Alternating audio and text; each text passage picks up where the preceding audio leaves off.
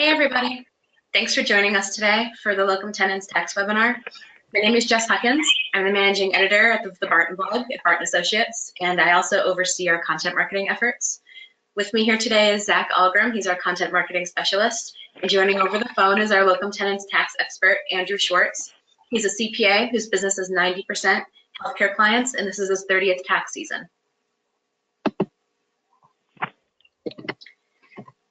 During today's webinar, we'll discuss basic considerations for independent contractors such as locum tenens providers. These include common tax deductions, health insurance and HSAs, retirement accounts, details regarding paying estimated quarterly taxes, and planning tips. Finally, we'll take a look at the 2017 Tax Cuts and Jobs Act and how it might affect locum tenens providers in 2018 and beyond. At the end, we'll have some time for questions. Those of you who completed our pre-event survey had the opportunity to submit questions in advance, so I'll go through some of those first. If we have time, we'll take more questions submitted during the webinar, so feel free to ask them in the chat box. I'm going to hand this over to Andrew now. Thanks again for joining us. Hello, everybody. Thanks for taking time out of your busy schedule to attend today's webinar. My name is Andrew Schwartz. I'm partners with my brother Rick Schwartz in the accounting firm of Schwartz & Schwartz. We're based in Woburn, Mass. Each winter, we prepare just over 2,000 personal tax returns, and about 90% of those are for physicians, dentists, and psychologists. So we're very familiar with the issues affecting you and your colleagues.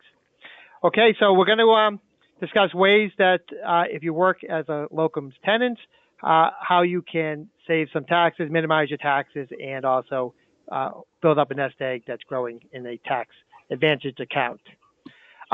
So for starters, this time of the year, this is when you start hearing from your friends, your family, your members, your colleagues at work, and they all tell you the crazy things that they're deducting, and they tell you it must be okay what they're deducting because the IRS never questioned the deductions that they claimed, so it must be okay. So when clients come in and they ask us these questions about what other people are deducting, we always make sure to remind them that everything is deductible until somebody gets audited. So the rules are quite straightforward. The rules are for something to be deductible, for an expense to be deductible, it needs to be both ordinary and necessary in connection with your profession. Okay, so if you go and you buy a tablet or a computer for work, I would say that qualifies as ordinary and necessary. The coach carrying case for the laptop or for the tablet you might think is ordinary and necessary, but it's probably extravagant. The rule of thumb is anytime you spend money in connection with your profession that's in connection with the profession that's something that I wouldn't need to purchase because I'm an accountant, that you would need to purchase because you're a physician, that's kind of when things reach the ordinary and necessary standard. So we're going to talk about some of those things now. We're going to highlight travel and lodging and meals and automobile expenses, education, license, and examinations. But before that, we're going to first talk about health insurance, which is something that people who are self-employed and are getting paid as self-employed contractors can deduct. Okay, so for health insurance to be deductible, if you don't work for a company, and if your spouse doesn't work for a company, and neither you or your spouse has access to subsidized health insurance through an employer, you as a self-employed individual are allowed to deduct the health insurance, the health insurance premiums you pay. So you don't deduct the health insurance directly against your 1099 income, against the income you get paid as a locums, but you do deduct it on the bottom of page 1 of your tax return. So the health insurance premiums that you pay are 100% deductible. It's a great opportunity. If somebody is compensated as a W-2 employee, they don't have the same opportunities to write off their health insurance. So just a reminder to deduct health insurance, neither you or your spouse can have access to health insurance through your job. Now, if anybody is 65 years or older and they're paying for Medicare, Medicare qualifies for a self-employed health insurance deduction. So if you're paying Medicare for you, if you're paying Medicare for your spouse, make sure to deduct those Medicare premiums as an adjustment to your income as a deductible self-employed health insurance deduction. Now, to take this a step further, there's these things that came out probably at this point about 10, 12 years ago called health savings accounts, called HSAs. So when you get insurance, when a person gets insurance, they get insurance to protect themselves against a catastrophic financial loss. Insurance protects against a catastrophic. Somewhere along the lines, a long time ago, after World War II, when health insurance really became very prevalent out there, health insurance became this thing where they paid all the expenses, all the medical expenses for somebody in their family. But over time, as we've all noticed, is the deductibles are getting larger, the co-pays are getting larger, health insurance is covering less and less, and that's actually fine because, just to repeat myself, we want health insurance to protect us against a catastrophic financial event happening in connection with our health or our family's health. So they came out with these things a couple, 10 or 12 years ago called health savings accounts. And a health savings account is a great, great opportunity to save taxes and to build up some money in a tax advantaged account. So if you go and you purchase a qualifying high deductible health insurance plan, so it's a plan where you as the participant take on more risk. A qualifying high deductible health insurance plan, you can also set up this thing called a health savings account. Now, a health savings account is a separate account that you own, that you put away money. The money is put away to cover your family's medical expenses, either the current year or the future years. It's not like a flexible spending account where there's a use it or lose it situation. So it's your money, it's portable, it stays with you, and it can grow tax deferred for as long as money is in there. So with a health savings account, which you can only do if you have a qualifying high deductible health insurance plan, any money you put into the health savings account is tax deductible. If you're single in 2017, you can put away $3,400. If you are married and you have a family plan, you can put away $6,750 into the health savings account. So any money you put away is tax deductible. When the money is in the account, it grows tax deferred. Any money that comes out of that account to pay for your family's medical expenses is tax free. And any money that's sitting in the account when you turn the age of 65, you can take out to supplement your retirement. And you do pay income taxes on money that comes out at that point, but there is no penalty for early withdrawal penalties. So these health savings accounts are great. And what a lot of people do is they'll get the qualifying high deductible health insurance plan. They'll fully fund the health savings account. But when it comes time to pay for their family's medical expenses, they don't take the money out of the HSA. They leave the money and they let that money grow tax deferred, and it'll just be more money available to pay medical expenses down the road. And they just pay for the medical expenses if they're able, just out of their household checking account. So if you're paying your own health insurance, it might be worthwhile to look into switching to a high deductible health insurance plan and pairing it up with a health savings account.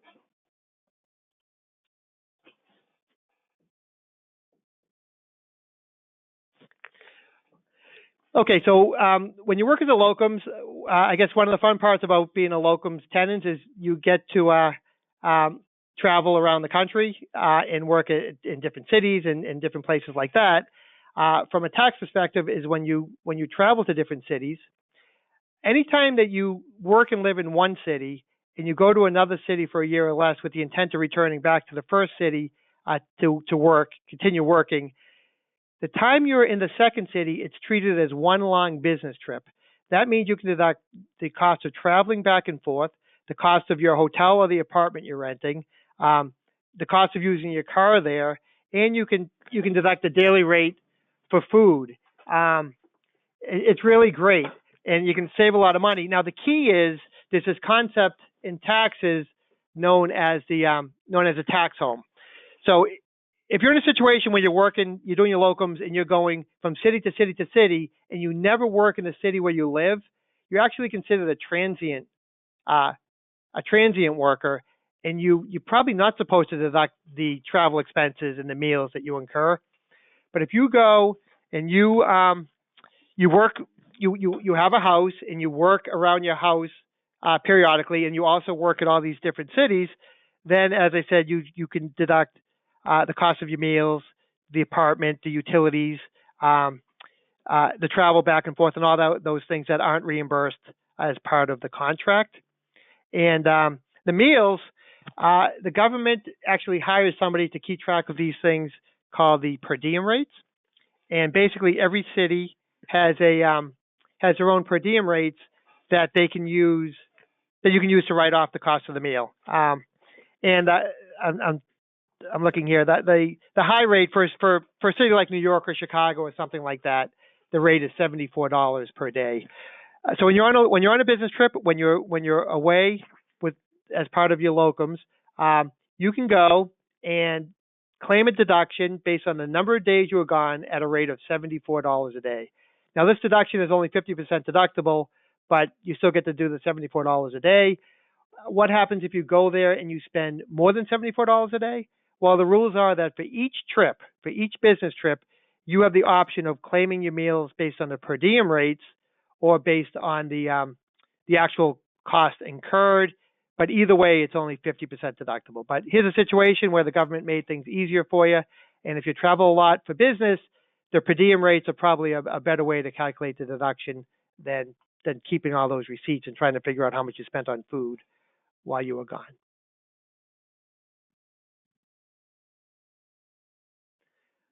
Okay, so then there's also automobile expenses. So these rules are pretty straightforward. Deductible mileage includes driving between work sites, driving between your home and a temporary job site, and a temporary job site is a place where you work for a year or less, or driving to interviews, conferences, meetings, things of that nature. Commuting between your home and a regular place of business is not tax deductible. So if you do use your car in connection with a locums opportunity, you're driving, that mileage will be deductible because it's driving between your home, and if the position is a year or less, it makes it all deductible. There's two ways you can calculate your business mileage deduction. One is you just base it on the standard mileage rate, and in 2017 they give you 53.5 cents a mile. I believe it went up by a penny to 54.5 cents a mile for 2018. So basically, you just calculate how many business miles you drove during the year. You multiply that by the standard mileage rate of 53.5 cents a mile, and you come up with the business miles deduction. If you do pay for parking and tolls, that's in addition to the standard mileage rate, so it would be the standard mileage rate plus those things. For people who drive, it's actually for people who drive not a lot of miles per year, and most of those miles are business miles. They're actually better off claiming their automobile expense deduction on the actual expenses incurred. And what you do in this situation is you figure out the total miles you drove during the year. That's the denominator. The numerator is the number of business miles you drove during the year. You multiply that by your automobile expenses, which includes gas, insurance, repairs, parking at home if you live in a city and you pay a parking at home, and your lease payments if you lease a car, or a factor for depreciation if you own a car. But as a rule of thumb, if you drive a lot of miles, or if most of the miles you drive aren't business miles, then you're better off just basing the deduction on the standard mileage rate of 53.5 cents per mile.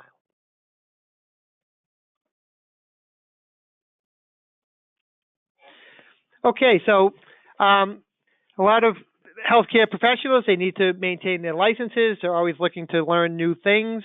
And all these costs are deductible as well. Okay, so the rules are very straightforward. Essentially, anytime you incur an expense that in connection with doing something that improves your skills in your current trade or business, that's tax deductible. Anytime you do something that qualifies you for a new trade or business, that's not tax deductible. So medical school isn't tax deductible because you need to go to medical school to qualify to be a physician. But once you go through medical school and you become a licensed physician, all the expenses associated with renewing your license, getting licenses in different states, education, maybe you want to get an MHA, maybe you want to get some other type of master's thing going, maybe you want to study some other classes that improve your skills in your current trade of business. You go to your CME meetings. You travel to go to CME meetings. All that stuff would be deductible to you, and you would deduct those costs directly against your the 1099 income, the income you get in connection with your locum tenens position. And we really haven't talked about how that's taxed, but let me just take a minute here to explain how you're taxed when you work in this situation. So when you work as an employee, when you work as a W-2 employee somewhere, you get paid a salary, and then the employer withholds Social Security and Medicare taxes from your pay, and the employer will then match those taxes, and then you also owe federal taxes and probably state income taxes on all that income. When you work for somebody as a W-2 employee, they withhold Social Security and Medicare taxes at 7.65% combined, up to a certain limit, and then they match the money that's withheld. So the government gets 15.3 cents for Social Security and Medicare for each dollar you earn. When you get paid as a straight 1099 contractor, the government still wants the 15.3% Social Security and Medicare taxes. So as part of your federal tax return, you figure out how much income you had from the locum's position after subtracting the allowable business expenses, and that amount of income is subject to federal taxes and also subject to Social Security and Medicare taxes, and you're paying both halves of those taxes together. In addition, you also pay any state income taxes. So the point I'm trying to make is the taxes in this situation can be really, really high, and one of the best ways to minimize your taxes is to make sure you're deducting all these expenses that are allowable as somebody in your situation to deduct against that 1099 income.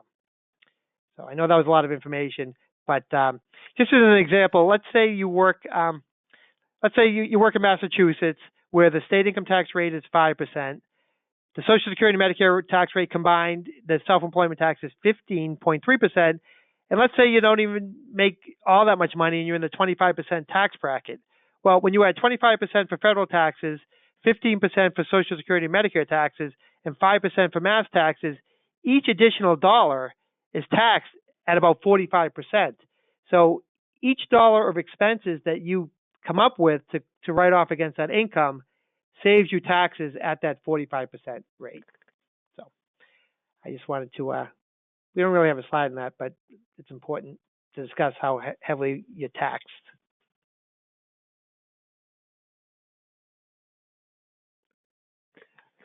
So another great way to save taxes, we've already talked about HSAs, which are a great way to save taxes. We've touched on some ordinary and necessary business expenses that people doing locum tenens are able to write off. A third way to save taxes when you are in this 1099 situation is you're allowed to establish and fund a retirement plan based on your net locum tenens income. Okay, so when you set up one of these retirement plans, the amount of money you put away determines how much taxes you will save. And the example we have on this slide shows how valuable of a tax savings it is. So let's say that you are in the 28% federal tax bracket and you live in a state with a 5% income tax. So your combined rate is 33%. And let's say that you put away $1,000 into your retirement plan that year based on your self-employment income. Now, I'm going to recommend you put away a lot more than $1,000. But let's say you put away $1,000. Well, when you put away $1,000, assuming the state allows a deduction for the retirement plan contributions, it only costs you $670 in after-tax dollars to have $1,000 growing in your retirement account. You put in $670, you have $1,000 growing.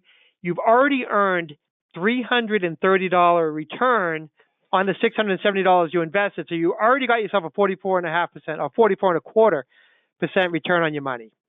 Now, yes, you will pay taxes on all the money in your retirement accounts down the road when either you draw the money out or whoever inherits your money draws the money out of those accounts. But you get to keep the compounded earnings on the government's money for as long as the money stays invested in that account.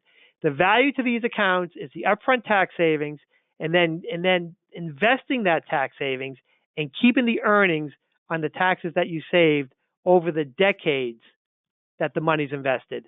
Maxing out your retirement accounts is the best tax shelter available to people during their working years. And I know there's a million things to buy, and there's a million great vacations to go on, and there's a lot nicer cars than what most people are driving. Maxing out your retirement plan is just prudent.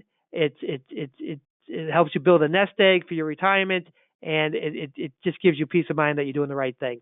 Now we don't have a slide on this, but there's three retirement plans that are common for self-employed individuals. They're called SEP IRAs, so SEP, SEP IRAs, simple IRAs, and solo 401k plans. So with a SEP IRA, you're able to put away 20% of the net self-employment income. So 20% of your locum tenens income after deducting whatever expenses you're going to write off. So let's say you were at $100,000 doing your locums, you come up with we'll make it easy. Come up with $25,000 worth of expenses somehow. Your net income is $75,000. You can put about $15,000 into a SEP IRA that year. One of the benefits about the SEP is you can set the thing up. You can set up the SEP IRA as late as the due date of your tax return, including extensions. So if you made money last year and you want to put away some money into a SEP IRA, and you didn't set anything up last year, you still have time to go to Vanguard or Fidelity or Schwab or one of the other financial institutions and set up a SEP IRA, put away money now, and save money on your 2017 tax return. Okay? So SEPs, you can do 20% of your net self-employment income. Another option is simple IRAs. So simple IRAs work more like a miniature 401k plan. And a simple IRA lets you put away, if you're under the age of 50, $12,500. If you're over the age of 50, $15,500 plus 3% of your income. So as long as you make $12,500 or $15,500, you put away that amount plus 3% of your income.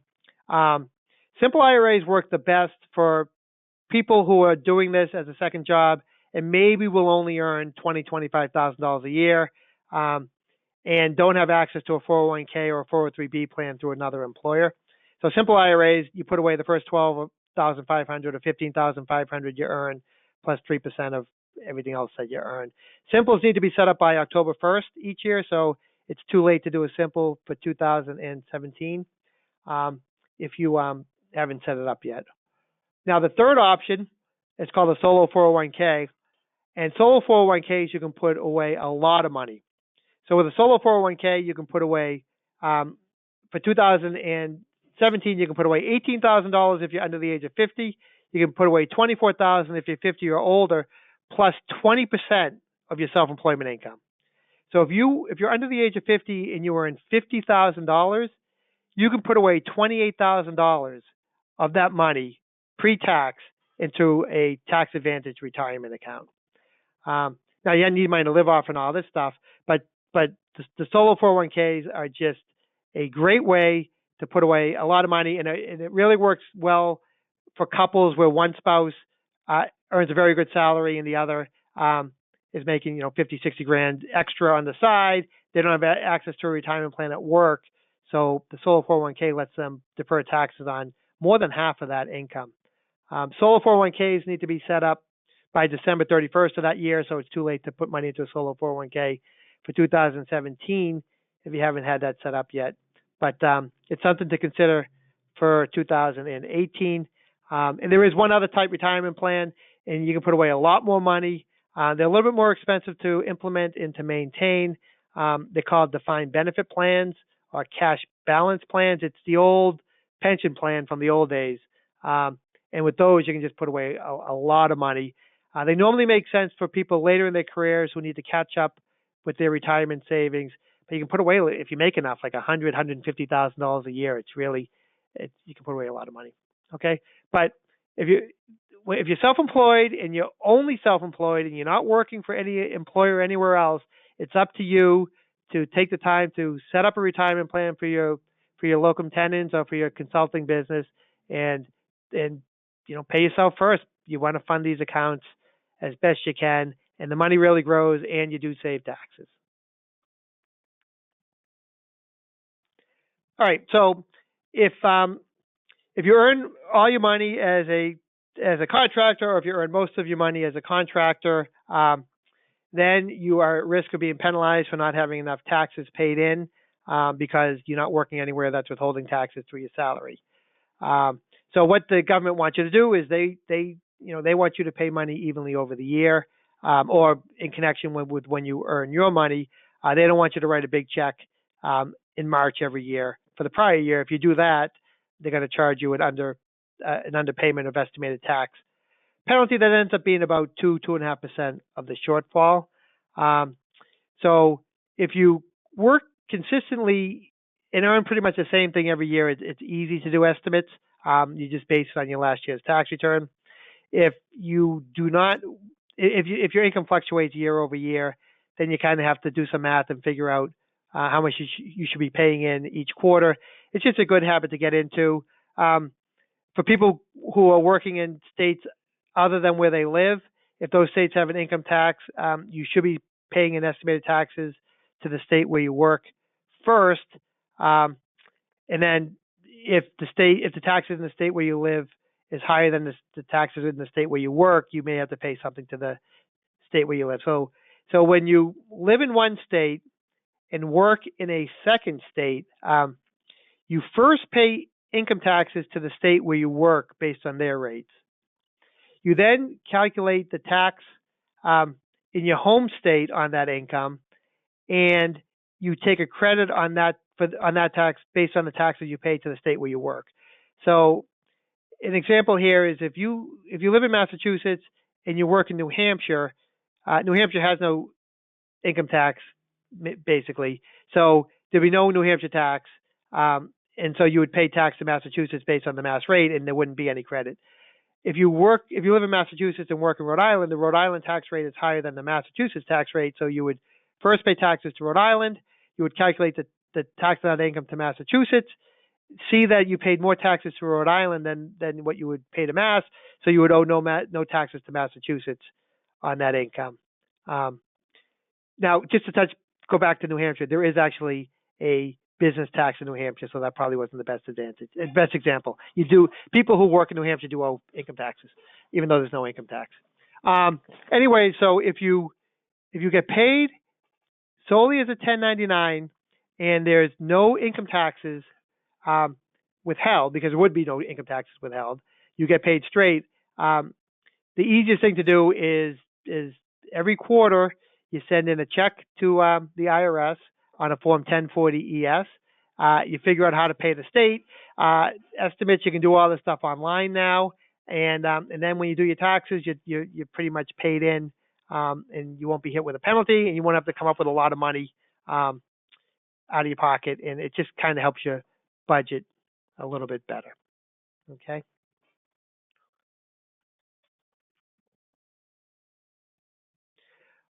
Okay, so if you get paid this type of money, there's some basic rules of thumb that we set up for our clients, and when we talk about these things with our clients.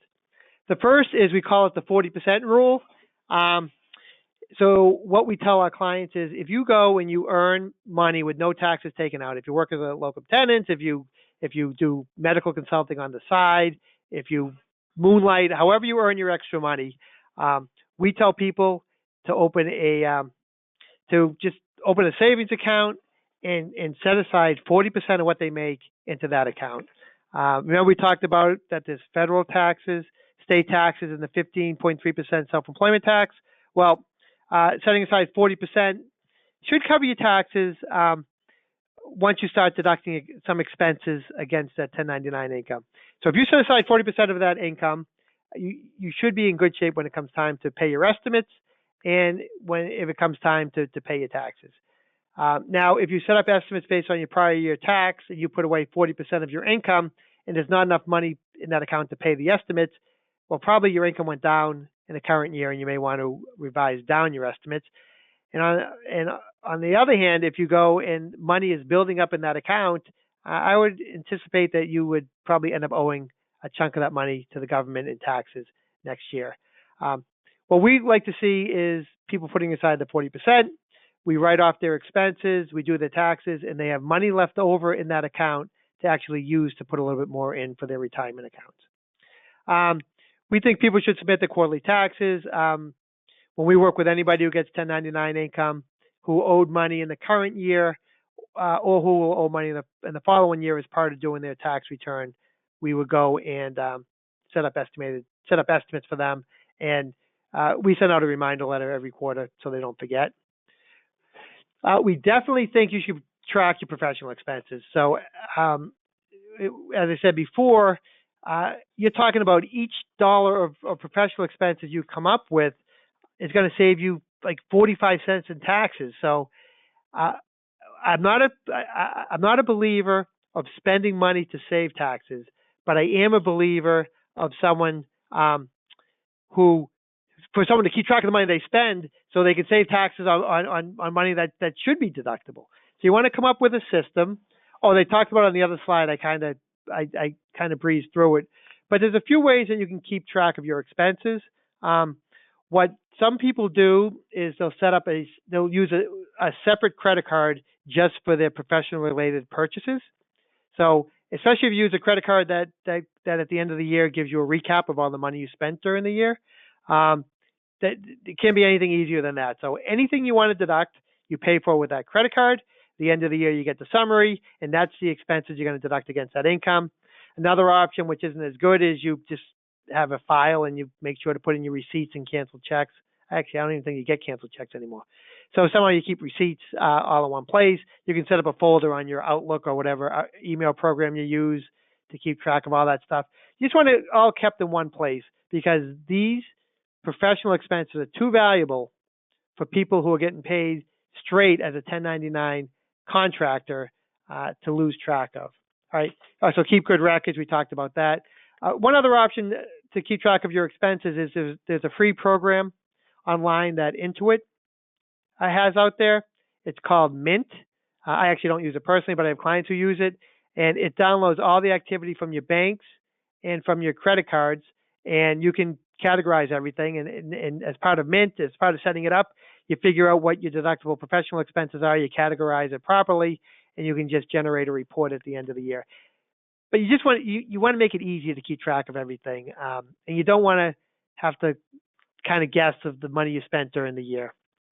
Okay, we think people should take advantage of these tax advantage retirement accounts and these tax advantage accounts, and they include the retirement accounts, the SEPs, the Simples, the solo 401ks, and also health savings accounts. And consult a tax professional. It is complicated. It's very difficult to do one tax return a year. Once you start doing the locums work and trying to figure out what really is deductible and what other people are deducting and what you can do with your car and what you can do with the home office and which retirement plan makes the most sense, it does help to consult with a professional. Most of our clients here, that's their situation. They have a W-2, they do some outside consulting or moonlighting or work like that, and I do think we add some value with helping them save taxes and helping them build nest eggs in these advantaged savings accounts. As part of what I do, there's a website, mdtaxes.com. We maintain that site, mdtaxes.com, and there is a directory of about 20 CPAs around the country, and they're all familiar with these issues as well.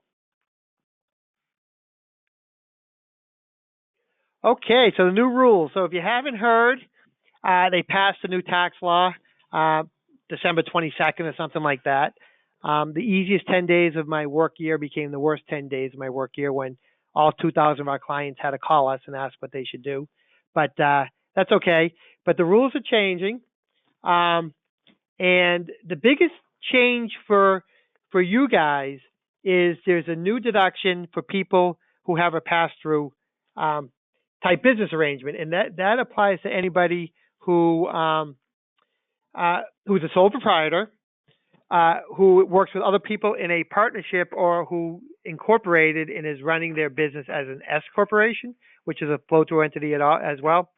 And for people whose income is below these thresholds on the slide, $157,500 for single people and $315,000 for married couples, you basically are going to get a deduction on your tax return equal to 20% of your net self-employment income. So again, if you earn $100,000, if you go and you have $25,000 of expenses, you have $75,000 of net Locum Tenens income, you're going to get a $15,000 tax deduction on your tax return, which is 20% of that number of $75,000 if your income is below the threshold. If your income is higher than those thresholds, it gets a little bit more complicated. And frankly, we're still digesting those rules. But I think a lot of my clients are going to come in below that, even though we deal with a lot of physicians and dentists and psychologists who've been in practice for a lot of years. So it's a great way to save some taxes if you, and it's just going to be automatic. You really have you don't have to do anything. It's just, that's a new tax calculation, and it's just going to be made as part of your federal income tax return. So we've had a lot of questions about that. So we do have people asking whether they should form an old-fashioned C corporation. And a C corporation is a corporation that pays their own taxes. We've worked through the numbers, and we actually don't think it's that great of a deal. So basically, if you have a C corporation, the corporation, so whatever profit there is that you don't take out as salary, the corporation pays taxes on, and they're going to pay taxes on this 21% tax rate. But then you have to dividend out the remaining money from the corporation to yourself. And by doing that, you're going to pay a 15% tax on the dividends.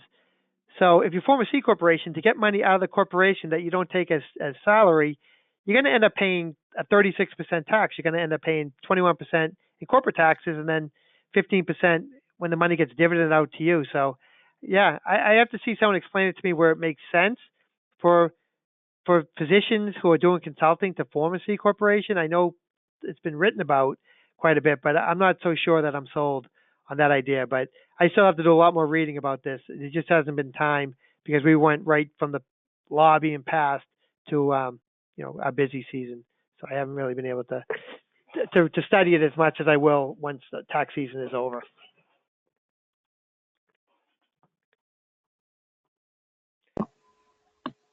Okay, thanks so much, Andrew.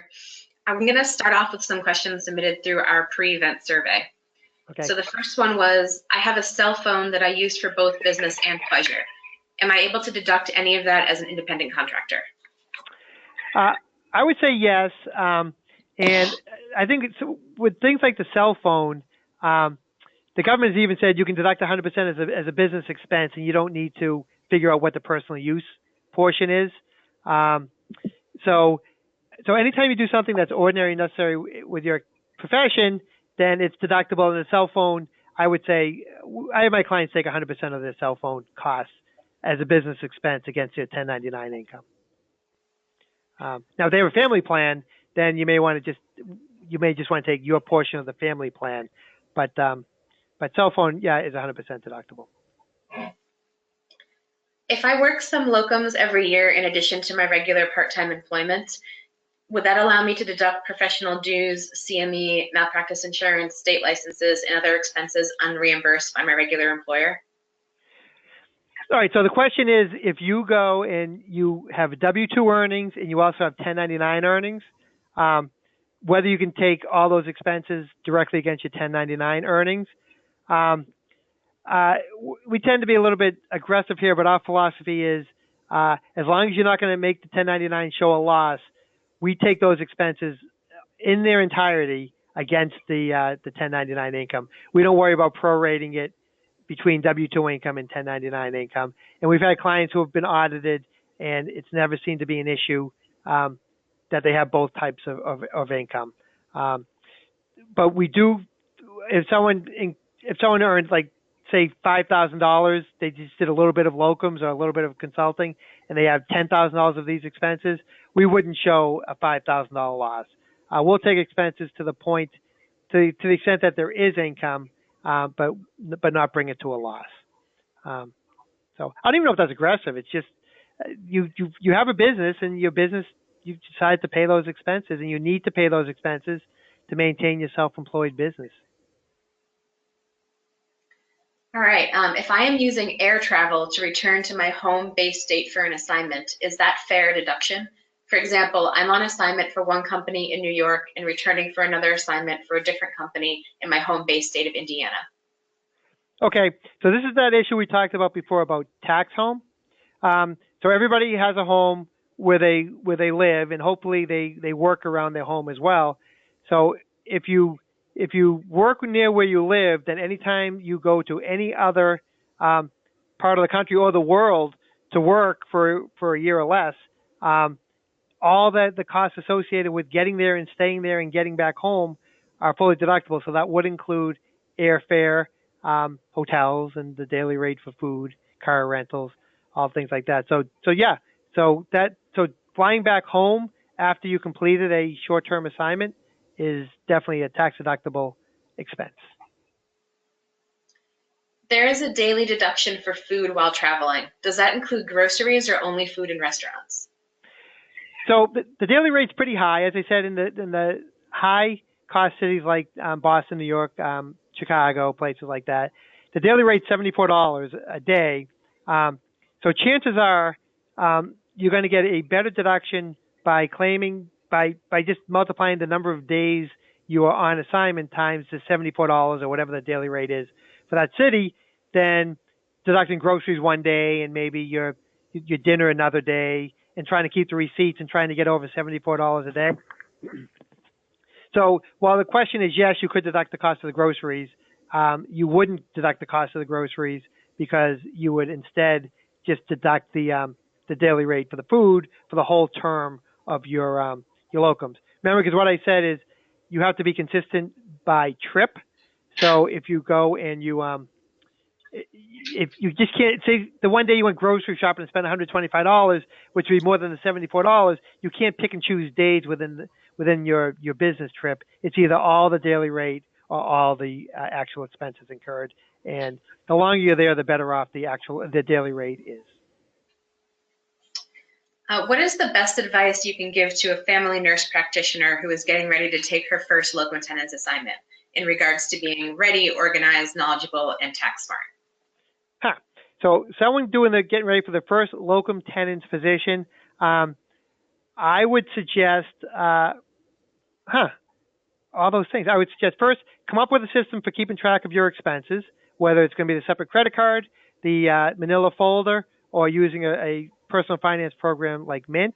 Talking to a tax professional about what you should be doing about estimates, and figuring out what retirement plan you're going to set up, and start funding that thing as early as you can. It's easier to do it by making a monthly contribution to a retirement plan than trying to, at the end of the year, come up with money for your taxes and your retirement and everything else in your first quarter estimates. So I think that's what I would do. Just get all your ducks in a row, so to speak. All right. My husband has multiple jobs. His full-time position is W-2 income. He has a consulting business that covers his locums work as well. He is also a medical director for several other entities. He's very busy. Can all of the 1099 income he earns be under his consulting business in all receipts listed on a single Schedule C, or do each one of the work opportunities need to have a separate filing of a Schedule C? Okay, so I would do one Schedule C for everything. It's all the same type business. So if somebody has different businesses, they're actually supposed to do different Schedule Cs. The Schedule C is the tax form that you attach to your personal tax return that lists the income and expenses for each business.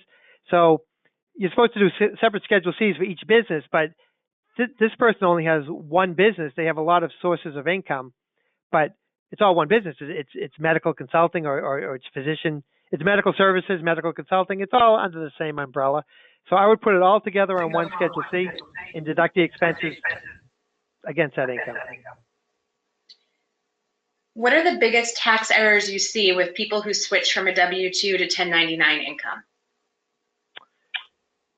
The biggest tax errors is I guess, not being prepared to write off expenses against that income, not figuring out which retirement plan makes the most sense, and not prepaying taxes or having money set aside to cover the taxes.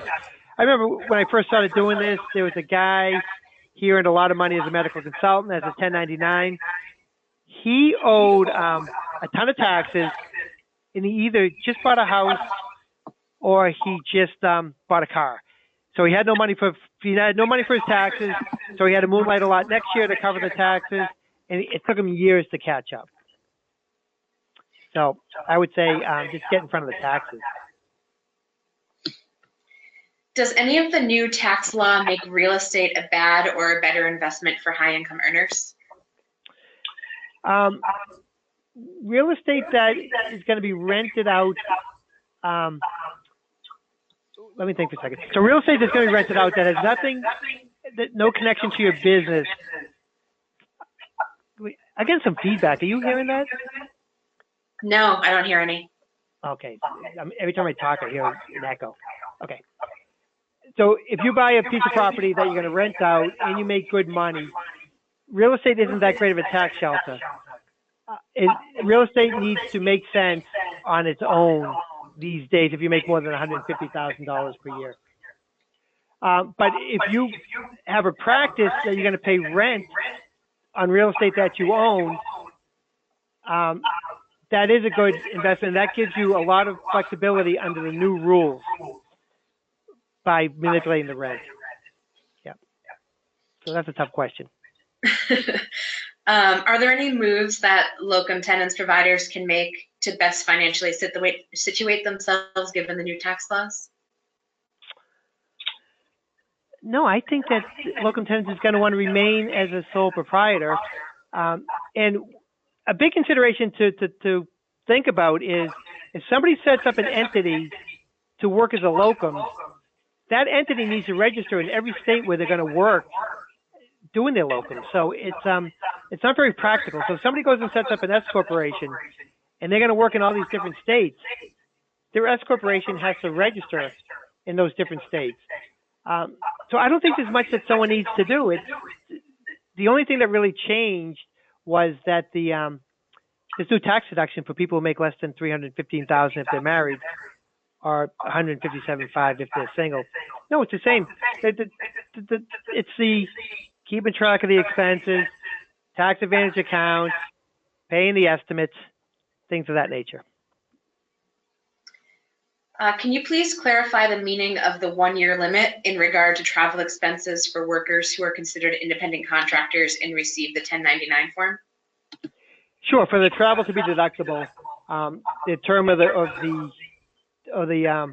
assignment has to be a year or less. So if you're on an assignment, once the situation changes and either becomes indefinite or the period of time is going to extend for more than a year, then as of that date, the travel expenses and all that stuff are no longer deductible. So the 1-year thing is very, very important. If I take my RV to a job, can I still claim per diem? We live full-time in the RV.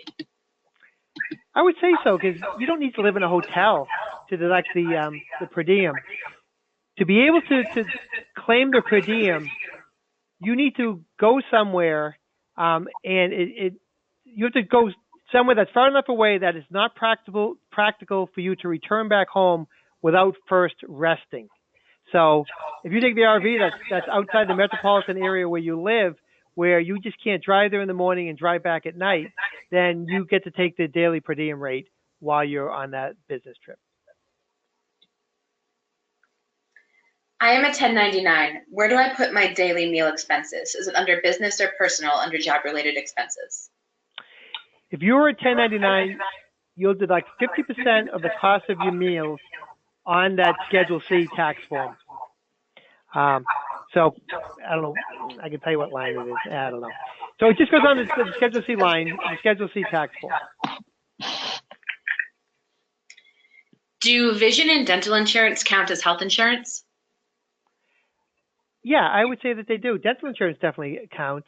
I I never had anybody who's brought me vision insurance, but I would assume it would count too. Yeah, the medical insurance, the dental, all those insurances are deductible to you once you have once you have 1099 income. How did we come up with the $74 daily rate deductible for food when on a locums assignment? Does this apply to being local and out of state on assignment, or only when out of state? That applies only when out of state, when you're far enough away from where you live that you have to rest before returning home. It wouldn't be conceivable to commute from your home to that place of business. And then the $74 is the per diem rate, right? Yeah, for a lot of cities. Yeah. It ranges from low 50s to 74. If you go to that GSA.gov, there's actually a map of the United States, and you can click on the city and you'll see the daily rate for every city. Now, be careful when you go to the GSA.gov. They also include a daily rate for lodging. For people doing the locums, that doesn't count. That comes into play with something else. So for people who are doing locums, they can only use the per diem rate for food. I have a retirement plan at work. May I still open a SEP IRA and put deductible money there if I have locum money? You sure can. So if you earn extra income as a locums or as any 1099 contractor, you have your own business and you're able to set up a retirement plan based on the income just for just that business.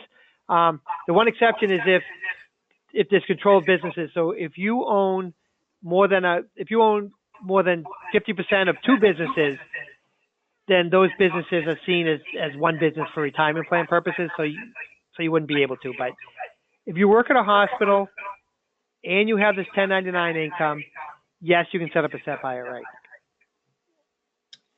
If I am older than 70 and a half years old, can I still create a retirement account?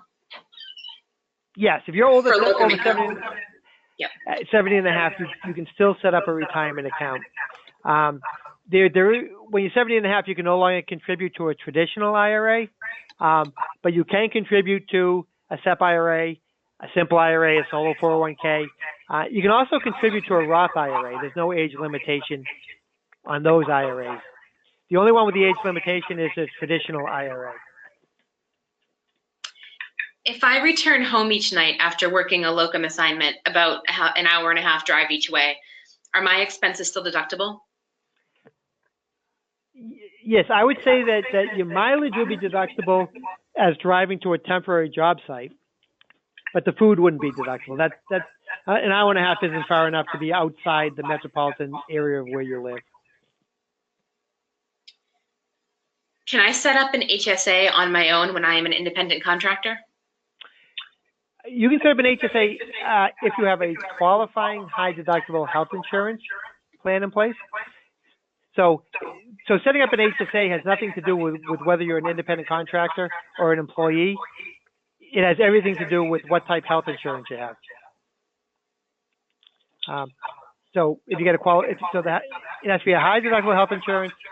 Then there's like one more level of rules that makes it a qualifying high deductible health insurance plan. And then you can either put in through work or you put in on your own. All right, a travel question. An NP works one day a month at a local clinic if patients are scheduled. She may not work some months. Can that to and from mileage be claimed? This is not her daily work site, which is a different clinic where she works 4 days a week. Do you get 50% of the daily rate in this instance? Wait, where's the other clinic? Let me see. Is it is it where she lives or is it far away? It doesn't say in the question. Okay. So if the clinic is near where she lives and it's a regular place of business that she goes to routinely and the assignment's going to last for more than a year, then I would say it's just commuting between a home and a regular place of business. If she has to drive very far or travel some other way to get there, then it's a business trip. And it would be deductible because she's working around her home. Under the new tax laws, what happened to mortgage interest? Is it or is it not deductible? Yeah, so under the new tax laws, mortgage interest is still deductible. You can deduct mortgage interest on up to $1 million of debt if the debt was taken out before the new rules came into place. And for debt taken out after the new rules were put into place, the limit for the mortgage is $750,000. And you can still deduct interest on 2 homes. That was actually the last question. So I think we are all done here. Great. Okay, So well, thank you so much, Andrew, for joining us today. okay, yeah, thanks for the opportunity. I hope I didn't speak too quickly or anything like that. No, it actually worked out perfectly. We're good. Okay, thanks so much. All right. Thank you, everyone. Thanks for coming. Bye.